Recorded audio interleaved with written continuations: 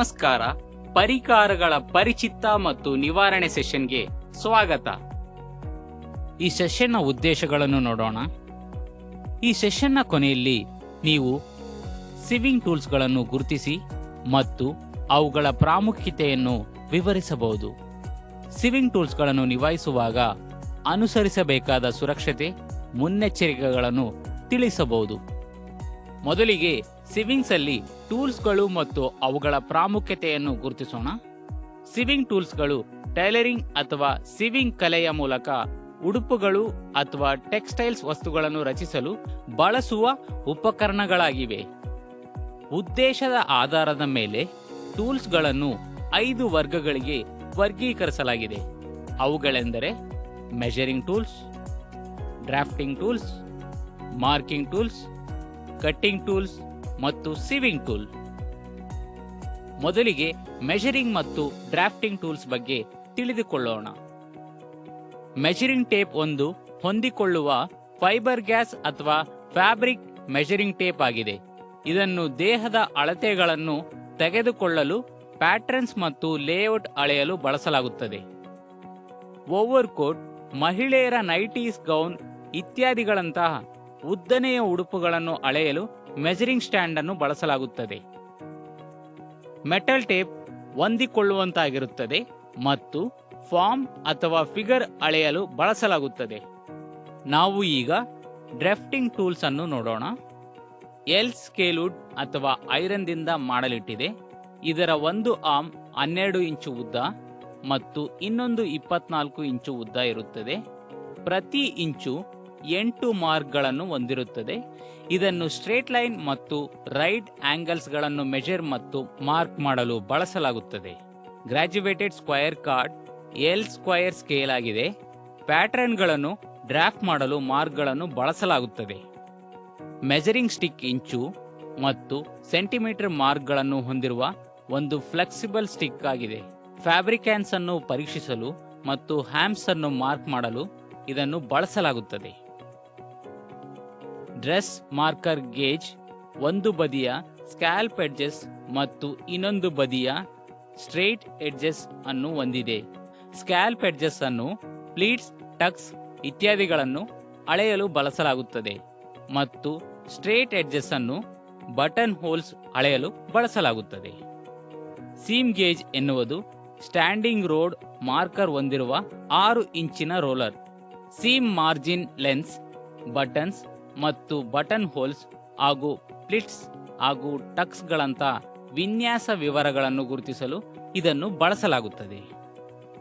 Transparent roller plastic ನಿಂದ ಮಾಡಲಿಟ್ಟಿದೆ ಮತ್ತು straight ಅಥವಾ ಬೇಸ್ ಲೈನ್ಸ್ ಅಳೆಯಲು ಬಳಸಲಾಗುತ್ತದೆ. ಟಿ ಸ್ಕ್ವಯರ್ ಎಂಬುದು ಇಂಚುಗಳು ಮತ್ತು ಸೆಂಟಿಮೀಟರ್ಗಳ ಮಾರ್ಕ್ಗಳನ್ನು ಹೊಂದಿರುವ ಟ್ರಾನ್ಸ್ಪರೆಂಟ್ ಟೂಲ್ ಆಗಿದೆ. ಸ್ಕ್ವಯರ್ ಆಫ್ ಸ್ಟ್ರೈಟ್ ಎಡ್ಜಸ್ ಅಳೆಯಲು ಇದನ್ನು ಬಳಸಲಾಗುತ್ತದೆ. ಸೆಟ್ ಸ್ಕ್ವೇರ್ ಅನ್ನು crystal clear stand of synthetic material, metal ಅಥವಾ ವುಡ್ ಇಂದ ಮಾಡಲಾಗಿದೆ. ಅವುಗಳನ್ನು ಡಿಸೈನ್ ಮತ್ತು ಪ್ಯಾಟರ್ನ್ ಡಿಪಾರ್ಟ್ಮೆಂಟ್ ನಲ್ಲಿ ಬಳಸಲಾಗುತ್ತದೆ. ಕಾರ್ಡ್ ಸ್ಕೇಲ್ ಅನ್ನು ಪೇಪರ್ ಕಾರ್ಡ್ಬೋರ್ಡ್ ದಿಂದ ಮಾಡಲಾಗಿದೆ. ಇದನ್ನು ಸಾಮಾನ್ಯವಾಗಿ ರೆಕಾರ್ಡ್ ನೋಟ್ ಪುಸ್ತಕಗಳಲ್ಲಿ ಸಣ್ಣ ಡ್ರಾಫ್ಟಿಂಗ್ ಆಗಿ ಬಳಸಲಾಗುತ್ತದೆ. Tailor's art curve wood plastic ಮತ್ತು ಸ್ಟೀಲ್ ಇಂದ ಮಾಡಲಿಟ್ಟಿರುತ್ತದೆ. ಇದು ಒಂದು ಬದಿಯಲ್ಲಿ ಅರ್ಧ ಸೆಂಟಿಮೀಟರ್ ಮತ್ತು ಇನ್ನೊಂದು ಬದಿಯಲ್ಲಿ 1/5 ಸೆಂಟಿಮೀಟರ್ ಮಾರ್ಕ್ಗಳನ್ನು ಹೊಂದಿರುತ್ತದೆ. ಡ್ರಾಫ್ಟಿಂಗ್ ಅಲ್ಲಿ ಕವರ್ಸ್ ಬರೆಯಲು ಇದನ್ನು ಬಳಸಲಾಗುತ್ತದೆ. ಫ್ರೆಂಚ್ ಕರ್ವ್ ಅನ್ನು ಟ್ರಾನ್ಸ್ಪರೆಂಟ್ ಪ್ಲಾಸ್ಟಿಕ್ ನಿಂದ ಮಾಡಲಿಟ್ಟಿದೆ. ನೆಕ್, ಆರ್ಮ್ ಹೋಲ್, ಡೆಪ್, ಸೈಡ್ ಮತ್ತು ಬಾಟಮ್ ಆಕಾರಗಳನ್ನು ಬರೆಯಲು ಇದನ್ನು ಬಳಸಲಾಗುತ್ತದೆ. ಫ್ಲೆಕ್ಸಿಬಲ್ ಕರ್ವ್ ಅನ್ನು ಫ್ಲೆಕ್ಸಿಬಲ್ ರಬ್ಬರ್ ನಿಂದ ಮಾಡಲಾಗಿದೆ. ಅದನ್ನು ಕರ್ವ್ ಪ್ಯಾಟರ್ನ್ ಫಿಕ್ಸಿಂಗ್ಗೆ ಯಾವುದೇ ಆಕಾರದ ಹೊಂದಾಣಿಕೆಗಳಿಗೆ ಬಗ್ಗಿಸಬಹುದು. ಹಿಪ್ ಕರ್ವ್ ಅಥವಾ ಕರ್ವ್ ರೋಲರ್ ಅನ್ನು ವುಡ್ ಅಥವಾ ಪ್ಲಾಸ್ಟಿಕ್ ನಿಂದ ಮಾಡಲಾಗಿದೆ. ಇದು ಸ್ವಲ್ಪ ವೃತ್ತಾಕಾರದ ರೋಡ್ ಆಗಿದೆ. ಹಿಪ್ ಮತ್ತು ಕರ್ವ್ ಏರಿಯಾ ಸುತ್ತಲೂ ಶೇಪಿಂಗ್ ಮಾಡಲು ಮತ್ತು ಗಾರ್ಮೆಂಟ್ ಪ್ಯಾಟರ್ನ್ ಅನ್ನು ಅಡ್ಜಸ್ಟ್ ಮಾಡಲು ಬಳಸಲಾಗುತ್ತದೆ. ಲಾಂಗ್ ರೋಲರ್ ಇಂಚು ಮತ್ತು ಸೆಂಟಿಮೀಟರ್ ಮಾರ್ಕ್ಗಳನ್ನು ಹೊಂದಿದೆ. ಸ್ಟ್ರೇಟ್ ಲೈನ್ ಚಿತ್ರಿಸಲು ಇದನ್ನು ಬಳಸಲಾಗುತ್ತದೆ. ಕಂಪೋಸ್ ಮೆಟಲ್ ಇಂದ ಮಾಡಲಿಟ್ಟಿದೆ. ಇದನ್ನು ಕರ್ವ್ ಮತ್ತು ಆರ್ಕ್ಸ್ ಚಿತ್ರಿಸಲು ಬಳಸಲಾಗುತ್ತದೆ. ಇದು ಅಂಬ್ರೆಲಾ ಫ್ರಾಕ್ಸ್ ನಲ್ಲಿ ಕರ್ವ್ ಮಾಡಲು ಸಹಾಯ ಮಾಡುತ್ತದೆ. ಮುಂದೆ ಮಾರ್ಕಿಂಗ್ ಟೂಲ್ಸ್ ಬಗ್ಗೆ ತಿಳಿಯೋಣ. ಟೈಲರ್ ಚಾಕ್ ಹಾರ್ಡ್ ಚಾಕ್ ಆಗಿದೆ. ಅದನ್ನು ಬಟ್ಟೆ ಮೇಲೆ ತಾತ್ಕಾಲಿಕ ಮಾರ್ಕಿಂಗ್ ಮಾಡಲು ಬಳಸಲಾಗುತ್ತದೆ. ಮಾರ್ಕಿಂಗ್ ಪೆನ್ ಸೆಲ್ಫ್ ಎರೇಸಿಂಗ್ ಆಗಿರಬಹುದು ಅಥವಾ ತೊಳೆಯುವ ಮೂಲಕ ಅಥವಾ ಐರನ್ ಮಾಡುವ ಮೂಲಕ ತೆಗೆಯಬಹುದು. ಇದನ್ನು ಬಟ್ಟೆ ಮೇಲ್ಭಾಗದಲ್ಲಿ ಗುರುತು ಮಾಡಲು ಬಳಸಲಾಗುತ್ತದೆ. ಚಿತ್ರವನ್ನು ಸುಲಭವಾಗಿ ವೀಕ್ಷಿಸಬಹುದಾಗಿದ್ದರಿಂದ ಟ್ರೇಸ್ ಮಾಡಲು ಟ್ರೇಸಿಂಗ್ ಪೇಪರ್ ಅನ್ನು ಬಳಸಲಾಗುತ್ತದೆ. ಟ್ರೇಸಿಂಗ್ ವೀಲ್ ಅನ್ನು ಟ್ರೇಸಿಂಗ್ ಪೇಪರ್ನೊಂದಿಗೆ ಅಥವಾ ಇಲ್ಲದೆಯ ಬಟ್ಟೆಯ ಮೇಲೆ ಪ್ಯಾಟರ್ನ್ನಿಂದ ಗುರುತುಗಳನ್ನು ವರ್ಗಿಸಲು ಬಳಸಲಾಗುತ್ತದೆ. ಎರಡು ವಿಧದ ಟ್ರೇಸಿಂಗ್ ವೀಲ್ಸ್ಗಳಲ್ಲಿ ಒಂದು ಸೆರೇಟೆಡ್ ಎಡ್ಜಸ್ ಮತ್ತು ಇನ್ನೊಂದು ಸ್ಮೂತ್ ಎಡ್ಜಸ್ ಹೊಂದಿರುತ್ತದೆ. ಸ್ಟ್ರೇಟ್ ಪಿನ್ಸ್ ಚೂಪಾದ ನ್ಯಾಯವಾದ ರೆಸ್ಟ್ ಪೈಪ್ ಪಿನ್ಸ್ ಆಗಿದೆ. ಮುರಿಯದೆ ಬಗ್ಗಿಸಬಹುದು. ಪಿನ್ ಕುಶನ್ ವಿವಿಧ ಶೈಲಿಗಳಾಗಿವೆ. ಇದು ಪಿನ್ ಮತ್ತು ನೀಡಲ್ಸ್ ಅನ್ನು ಚುರುಕುಗೊಳಿಸುತ್ತದೆ ಮತ್ತು ಸ್ವಚ್ಛಗೊಳಿಸುತ್ತದೆ. ಬಟ್ಟೆಯ ಲೇಖನದ 3 ಆಯಾಮದ ನೋಟವನ್ನು ನೀಡಲು ಡ್ರೆಸ್ ಫಾರ್ಮ್ ಅನ್ನು ಬಳಸಲಾಗುತ್ತದೆ. ಅವು ವಿಭಿನ್ನ ಸಿರೋಸ್ ಮತ್ತು ಶೇಪ್ಸ್ಗಳಲ್ಲಿ ಬರುತ್ತವೆ. ಕಟಿಂಗ್ ಪ್ಯಾಟರ್ನ್ನಲ್ಲಿ ಸ್ಥಾನಿಕ ಗುರುತುಗಳನ್ನು ಇರಿಸಲು ನಾಚಸ್ ಅನ್ನು ಬಳಸಲಾಗುತ್ತದೆ. ಇದು ಅಗತ್ಯವನ್ನು ಆಧರಿಸಿ ವಿವಿಧ ಶೇಪ್ಸ್ನಲ್ಲಿ ಲಭ್ಯವಿದೆ.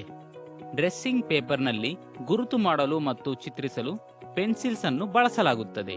ಗುರುತುಗಳನ್ನು ಬದಲಾಯಿಸಲು ಅಗತ್ಯವಿರುವಂತೆ ಎರೇಸರ್ಸ್ ಅನ್ನು ಬಳಸಲಾಗುತ್ತದೆ. ಮುಂದೆ ಕಟ್ಟಿಂಗ್ ಟೂಲ್ಸ್ಗಳನ್ನು ನೋಡೋಣ. ನಿಂತು ಕೆಲಸ ಮಾಡುವ ಜನರು ಕಟ್ಟಿಂಗ್ ಟೇಬಲ್ ಅನ್ನು ಬಳಸುತ್ತಾರೆ ಮತ್ತು ಕುಳಿತು ಕೆಲಸ ಮಾಡುವ ಜನರು ಕಟ್ಟಿಂಗ್ ಬೋರ್ಡ್ ಅನ್ನು ಬಳಸುತ್ತಾರೆ.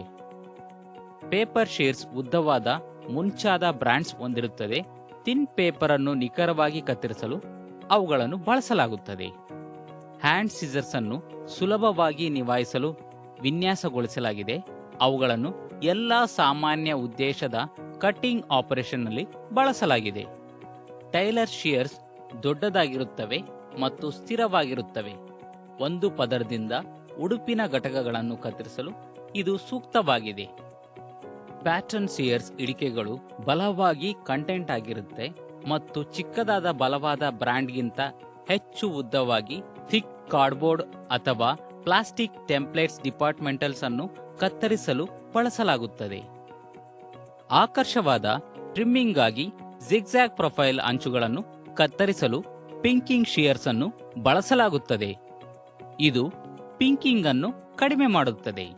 ಓಪನ್ ಬಟನ್ ಹೋಲ್ಸ್ ಅನ್ನು ನಿಖರವಾಗಿ ಕತ್ತರಿಸಲು ಮತ್ತು ಸ್ವಚ್ಛವಾದ ಅಚ್ಚುಕಟ್ಟಾದ ಎಡ್ಜಸ್ ಅನ್ನು ರಚಿಸಲು ಬಟನ್ ಹೋಲ್ ಸಿಸರ್ಸ್ ಅನ್ನು ಬಳಸಲಾಗುತ್ತದೆ. ಕಟ್ನ ಉದ್ದವನ್ನು ಸ್ಕ್ರೂ ಮೂಲಕ ಸರಿಹೊಂದಿಸಬಹುದು. ಎಂಬ್ರಾಯ್ಡರಿ ಸಿಸರ್ಸ್ ಉತ್ತಮವಾದ ಸಣ್ಣ ಎಲೆಗಳನ್ನು ಹಿಡಿಯಲು ಮತ್ತು ಕತ್ತರಿಸಲು ಸೂಕ್ತವಾಗಿದೆ. ಇದರ ಹ್ಯಾಂಡ್ ಉದ್ದವಾಗಿದೆ. ಮುಂಚಾದ ಬ್ರಾಂಡ್ಸ್ ಅನ್ನು ಹೊಂದಿರುತ್ತವೆ.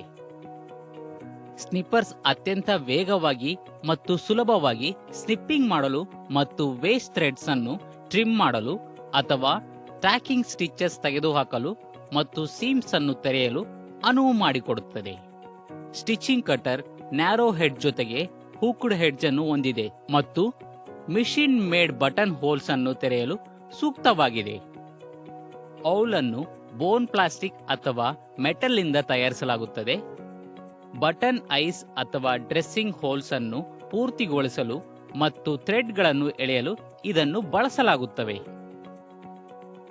ಕಾರ್ಡ್ಸ್ ಅಥವಾ ಪ್ಲಾಸ್ಟಿಕ್ ಪ್ಯಾಟರ್ನ್ ಟೆಂಪ್ಲೇಟ್ಸ್ ಅಥವಾ ಕಟ್ಟಿಂಗ್ ಪ್ಯಾಟರ್ನ್ನಲ್ಲಿ ರಂಧ್ರಗಳನ್ನು ಮಾಡಲು ಹೋಲ್ಸ್ ಪಂಚಸ್ ಅನ್ನು ಬಳಸಲಾಗುತ್ತದೆ. ಇದು ವಿವಿಧ ವ್ಯಾಸಗಳಲ್ಲಿ ಲಭ್ಯವಿದೆ. ರಿವಾಲ್ವಿಂಗ್ ಹೋಲ್ ಪಂಚ್ ಅನ್ನು ಫ್ಯಾಬ್ರಿಕ್ ಅಂಚಿನ ಹತ್ತಿರ ಹೋಲ್ಸ್ ಮಾಡಲು ಬಳಸಲಾಗುತ್ತದೆ. ಇದು ವಿವಿಧ ವ್ಯಾಸದ ಪಂಚ್ಗಳು ಮ್ಯಾಗ್ಝಿನ್ ಅನ್ನು ಹೊಂದಿದೆ. ಮುಂದೆ ಸಿವಿಂಗ್ ಟೂಲ್ಸ್ ಅನ್ನು ನೋಡೋಣ. ನೀಡಿಲ್ ಥ್ರೆಡ್ ಅನ್ನು ಸ್ಮಾಲ್ ನೀಡಲ್ಸ್ ಕಣ್ಗಳ ಮೂಲಕ ದಾರವನ್ನು ಸಹಾಯ ಮಾಡಲು ಬಳಸಲಾಗುತ್ತದೆ. ಥಿಂಬಲ್ ಇಂಡೆಕ್ಸ್ ಅಥವಾ ಮಿಡಿಲ್ ಫಿಂಗರ್ ಮೇಲೆ ಜೋರುವ ರಕ್ಷಣಾತ್ಮಕ ಕವರ್ ಆಗಿದೆ ಮತ್ತು ಫಿಂಗರ್ ಟಿಪ್ ಅನ್ನು ಫಿಂಪಿಕ್ಸ್ ಇಂದ ರಕ್ಷಿಸುತ್ತದೆ. ಸಿವಿಂಗ್ ನೀಡಲ್ಸ್ 2 ವಿಧಗಳಿವೆ. ಅವು ಹ್ಯಾಂಡ್ ಸಿವಿಂಗ್ ನೀಡಲ್ ಮತ್ತು ಮಿಷಿನ್ ಸಿವಿಂಗ್ ನೀಡಲ್. ಸಿವಿಂಗ್ ನೀಡಲ್ ಫ್ಯಾಬ್ರಿಕ್ ಅನ್ನು ಒಟ್ಟಾಗಿ ಸ್ಟಿಚ್ ಮಾಡಲು, ಸಿಮ್ಸ್ಗಳನ್ನು ರೂಪಿಸಲು ಮತ್ತು ಗಾರ್ಮೆಂಟ್ನಲ್ಲಿ ವಿವಿಧ ಕೈಯಿಂದ ಹೊಲೆದ ವಿವರಗಳನ್ನು ರಚಿಸಲು ಬಳಸಲಾಗುತ್ತದೆ. ಬೆರಳುಗಳಿಗೆ ರಕ್ಷಣೆಯಾಗಿ ಭಾರವಾದ ಬಟ್ಟೆಯನ್ನು ಕೈಯಿಂದ ಹೊಲೆಯುವಾಗ ನೀಡಲ್ ಗ್ರ್ಯಾಬರ್ ಉಪಯೋಗವಾಗಿದೆ. ಎಂಬ್ರಾಯ್ಡರ್ ಮತ್ತು ಡಾರ್ನಿಂಗ್ ನೀಡಲ್ಸ್ ಅನ್ನು ಇಂಟ್ರಾಕ್ಟ್ ಹ್ಯಾಂಡ್ ಸ್ಟಿಚಿಂಗ್ ಆಗಿ ಬಳಸಲಾಗುತ್ತದೆ ಮತ್ತು ಗಾರ್ಮೆಂಟ್ಸ್ನಲ್ಲಿ ಹಾನಿಗೊಳ್ಳದ ಪ್ರದೇಶಗಳನ್ನು ಸರಿಪಡಿಸಲು ಬಳಸಲಾಗುತ್ತದೆ. ಡಾರ್ನಿಂಗ್ ಮಾಡುವಾಗ ಬಟ್ಟೆಯನ್ನು ಬೆಂಬಲಿಸಲು ಮತ್ತು ರೂಪಿಸಲು ಡಾರ್ನಿಂಗ್ ಮಶ್ರೂಮ್ ಅನ್ನು ಬಳಸಲಾಗುತ್ತದೆ. ಇದು ವಾನ್ನಿಂದ ಮಾಡಿದೆ ಮಶ್ರೂಮ್ ಆಕಾರದ ಡಾಲ್ ಆಗಿದೆ. ಲೂಪ್ ಟರ್ನರ್ ಅನ್ನು ಹೊಲಿದ ನಂತರ ಫ್ಯಾಬ್ರಿಕ್ ಟ್ಯಾಬ್ ಅನ್ನು ಬಲಭಾಗಕ್ಕೆ ತಿರುಗಿಸಲು ಬಳಸಲಾಗುತ್ತದೆ. ಬಟ್ಟೆಯಲ್ಲಿ ಕ್ಯಾಸಿಂಗ್ಸ್ ಮತ್ತು ಚಾನಲ್ಸ್ ಮೂಲಕ ಎಲಾಸ್ಟಿಕ್ ರಿಬ್ಬನ್ ಅಥವಾ ಡ್ರೋ ಸ್ಟ್ರಿಂಗ್ಸ್ ಅನ್ನು ಥ್ರೆಡ್ ಮಾಡಲು ಬೋಟ್ಕಿನ್ ಅನ್ನು ಬಳಸಲಾಗುತ್ತದೆ. ಸಿವಿಂಗ್ ಮಿಷನ್ನಲ್ಲಿ ವಿವಿಧ ರೀತಿಯ ಹೊಲಿಗೆಗಳನ್ನು ರಚಿಸಲು ವಿವಿಧ ಶೈಲಿಗಳು ಮತ್ತು ಸಂರಚನೆಗಳನ್ನು ಲಭ್ಯವಿದೆ ಮತ್ತು ಹೆಚ್ಚಿನವುಗಳನ್ನು ಫುಟ್ ಪೆಡಲ್ ಬಳಸಿ ನಿಭಾಯಿಸಲಾಗುತ್ತದೆ. ಟೂಲ್ಸ್ ನಿಭಾಯಿಸುವಾಗ ಸುರಕ್ಷತೆಯ ಮುನ್ನೆಚ್ಚರಿಕೆಗಳನ್ನು ಈಗ ನೋಡೋಣ. ನೆಲದ ಮೇಲೆ ಎಣ್ಣೆ ಚೆಲ್ಲಿದರೆ ಕೆಲಸದ ಪ್ರದೇಶವನ್ನು ತಕ್ಷಣವೇ ಸ್ವಚ್ಛಗೊಳಿಸಬೇಕು, ಇಲ್ಲದಿದ್ದರೆ ನೀವೇ ಸ್ಕಿಡ್ ಆಗಬಹುದು ಮತ್ತು ಅಪಘಾತ ಸಂಭವಿಸಬಹುದು. ಮಿಷಿನ್ ಅನ್ನು ಆಪರೇಟ್ ಮಾಡುವ ಮೊದಲು ನೀಡಲ್ ಒಳಗೆ ಥ್ರೆಡ್ ಅನ್ನು ಸರಿಯಾಗಿ ಥ್ರೆಡ್ ಮಾಡಲಾಗಿದೆ ಎಂದು ಖಚಿತಪಡಿಸಿಕೊಳ್ಳಿ. ನೀಡಲ್ ಅನ್ನು ಥ್ರೆಡ್ ಮಾಡುವಾಗ ನಿಮ್ಮ ಪಾದಗಳನ್ನು ಪೆಡಲಿಂದ ದೂರವಿಡಿ. ಮಿಷಿನ್ ಕಾರ್ಯನಿರ್ವಹಿಸದಿದ್ದಾಗ ಮೋಟರ್ ಅನ್ನು ಆಫ್ ಮಾಡಿ. ಮಿಷಿನ್ ನಿಭಾಯಿಸುವಾಗ ಸಡಿಲವಾದ ಬಟ್ಟೆಗಳನ್ನು ಧರಿಸುವುದನ್ನು ತಪ್ಪಿಸಿ. ಉದ್ದನೆ ಕೂದಲನ್ನು ಸರಿಯಾಗಿ ಕಟ್ಟಿಕೊಳ್ಳಿ. ಶಾರ್ಪ್ ಟೂಲ್ಸ್ ಅನ್ನು ಬಳಸುವಾಗ ಚೂಪಾದ ಭಾಗವೇ ಕೈಯಲ್ಲಿದ್ರೆ ಮತ್ತು ಹಿಡಿತದ ಭಾಗವು ತೆಗೆದುಕೊಳ್ಳೋನು ಕೈಯಲ್ಲಿದೆ ಎಂದು ಖಚಿತಪಡಿಸಿಕೊಳ್ಳಿ. ಬಳಕೆಯಲ್ಲಿ ಇಲ್ಲದಿದ್ದಾಗ ಸಿವಿಂಗ್ ಮಿಷಿನ್ ಅನ್ನು ಕವರ್ ಮಾಡಿ. ಚರ್ಚಿಸಿದ ಪ್ರಮುಖ ಅಂಶಗಳನ್ನು ಮರುಪರಿಶೀಲಿಸೋಣ. ಉದ್ದೇಶದ ಆಧಾರದ ಮೇಲೆ ಟೂಲ್ಸ್ಗಳನ್ನು 5 ವರ್ಗಗಳಿಗೆ ವರ್ಗೀಕರಿಸಲಾಗಿದೆ. ಅವುಗಳೆಂದರೆ measuring tools, drafting tools, marking tools, cutting tools ಮತ್ತು ಸಿವಿಂಗ್ ಟೂಲ್ಸ್. ಈ ಟೂಲ್ಸ್ ಒಟ್ಟಾರೆಯಾಗಿ ವಸ್ತು ರಚನೆಯ ಪ್ಯಾಟರ್ನ್ ಅನ್ನು ಅಳತೆ ಮಾಡುವುದು ಮತ್ತು ಡ್ರಾಫ್ಟಿಂಗ್ ಇಂದ ಹಿಡಿದು ಕಟ್ಟಿಂಗ್, ಸೀವಿಂಗ್ ಮತ್ತು ಅಂತಿಮ ಪ್ರಾಡಕ್ಟ್ ಅನ್ನು ಫಿನಿಶ್ ಮಾಡುವವರೆಗೂ ವಿವಿಧ ಹಂತಗಳಲ್ಲಿ ಟೇಲರ್ಸ್ಗೆ ಸಹಾಯ ಮಾಡುತ್ತವೆ. ಈಗ ನಾವು ಈ ಸೆಷನ್ನ ಅಂತ್ಯಕ್ಕೆ ಬಂದಿದ್ದೇವೆ. ಸಿವಿಂಗ್ ಟೂಲ್ಸ್, ಅವುಗಳ ಪ್ರಾಮುಖ್ಯತೆ ಮತ್ತು ಅನುಸರಿಸಬೇಕಾದ ಸುರಕ್ಷತೆ ಮುನ್ನೆಚ್ಚರಿಕೆಗಳ ಬಗ್ಗೆ ನೀವು ಉತ್ತಮ ತಿಳುವಳಿಕೆಯನ್ನು ಪಡೆದಿದ್ದೀರಿ ಎಂದು ಭಾವಿಸುತ್ತೇವೆ. ಮುಂದಿನ ಸೆಷನ್ನಲ್ಲಿ ನಿಮ್ಮನ್ನ ಭೇಟಿ ಮಾಡುತ್ತೇವೆ.